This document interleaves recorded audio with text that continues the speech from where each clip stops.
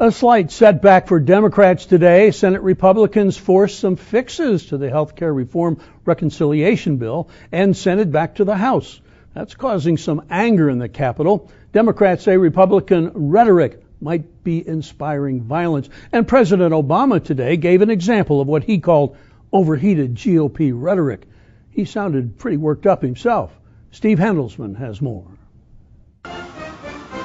In Iowa today, celebrating his win on health care reform, President Obama deplored what he called fear-mongering. I'm not exaggerating. Leaders of the Republican Party, they called the passage of this bill Armageddon. Armageddon.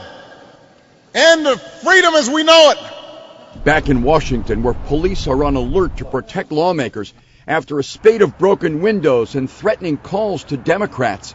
I hope you die. House Republican whip Eric Cantor revealed his Richmond office got shot at last weekend. Security threats against members of Congress is not a partisan issue, and they should never be treated that way.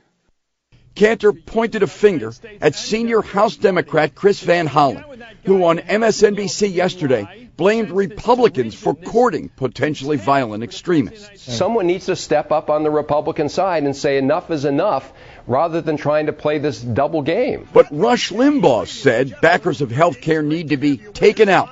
Sarah Palin urged Republicans to reload. Speaker Pelosi today to those who would take that as a call to violence. I have news for them. It's not working in their favor. Health care is back in Pelosi's House. The Senate today passed a slightly revised package of changes. So President Obama's full health care reform plan is still a few votes from completion. The saga goes on. Steve Handelsman reporting. The final vote is planned for the House tonight, but the bad blood spilled by the health care debate seems sure to keep flowing.